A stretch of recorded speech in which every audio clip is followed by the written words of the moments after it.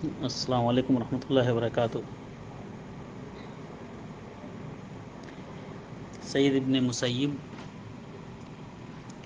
فرماتے ہیں کہ ان سے معمر رضی اللہ تعالیٰ عنہ نے بیان کیا کہ نبی کریم صلی اللہ علیہ وسلم نے ارشاد فرمایا، من احتکر فہو خاطئ، جو شخص احتکار کرے یعنی ذخیرہ اندوزی کرے، کوئی سامان ہے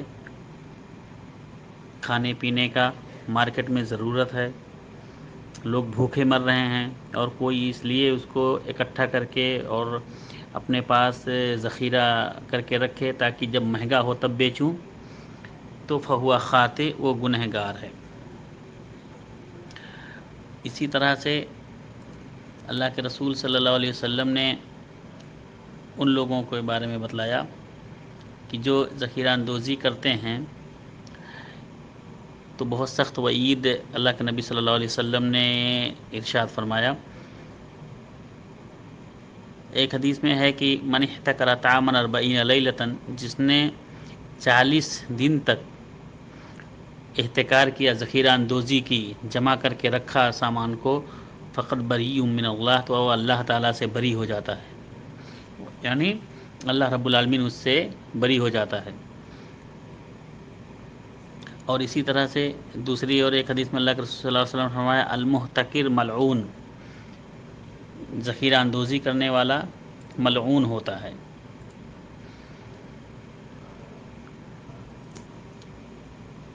اب یہاں پر ایک مسئلہ یہ آتا ہے کہ اسی حدیث کے اندر اللہ کے رسول صلی اللہ علیہ وسلم فرمایا، من احتکر فہو خاطئ، جو احتکار کرے، جو ذخیرہ اندوزی کرے، وہ گنہگار ہے۔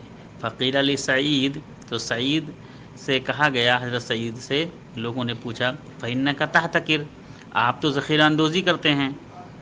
تو سعید نے کہا کہ معمر رضی اللہ تعالیٰ عنہ جو یہ حدیث بیان کر رہے تھے، کانا یحتکر، وہ بھی ذخیرہ اندوزی کرتے تھے۔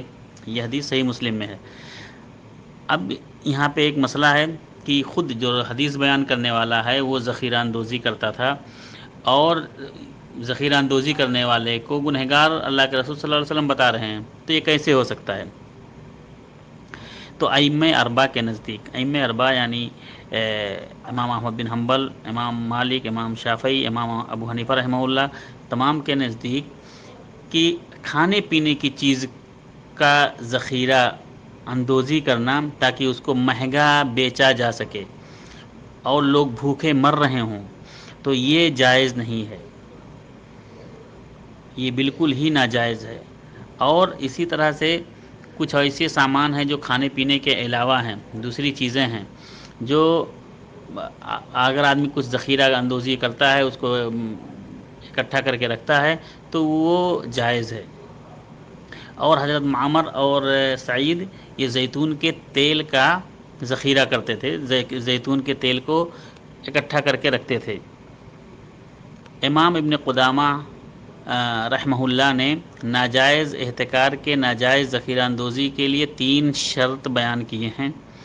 نمبر 1، وہ چیزیں بازار سے خرید کرے،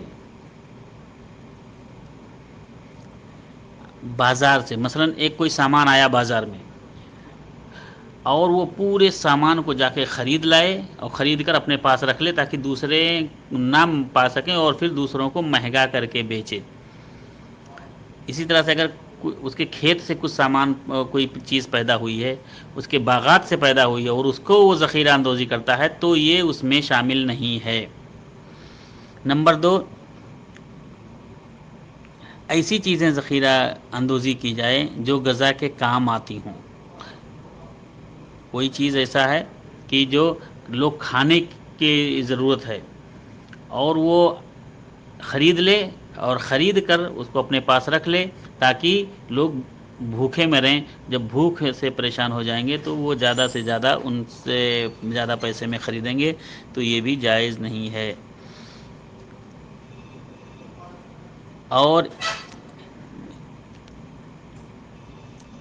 سالن کوئی ذخیرہ اندوزی کرتا ہے، شہد کوئی رکھتا ہے، کوئی حلوہ بنا کے رکھتا ہے، کوئی زیتون کا تیل رکھتا ہے، کوئی جانوروں کا چارہ اگر اپنے پاس رکھتا ہے زیادہ، تو یہ اس میں احتکار میں شامل نہیں ہے۔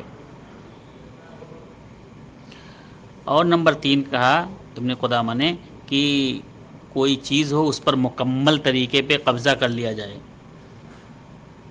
کوئی بھی چیز ہو جو مکمل طریقے سے اس پر قبضہ کر لیا جائے اور وہ بازار میں دستیاب نہ ہو اور لوگوں کو اس کی ضرورت ہو، تو یہ احتکار ہے۔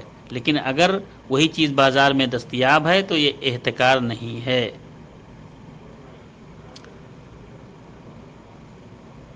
تو یہ بات یہ ثابت ہوئی کہ کوئی شخص اگر اس لیے کوئی جمع کرتا ہے کوئی چیز تاکہ لوگ پریشان ہوں، پریشان ہونے کے بعد اس سے زیادہ پیسے میں خریدیں تو جائز نہیں ہے۔ لیکن کوئی چیز اس کے گھر پیدا ہوتی ہے اور جانوروں کا چارہ وغیرہ کے لیے اگر کچھ رکھتا ہے یا اپنے کھانے کے لیے ذخیرہ کر کے رکھتا ہے تو یہ جائز ہے۔ السلام علیکم ورحمۃ اللہ وبرکاتہ۔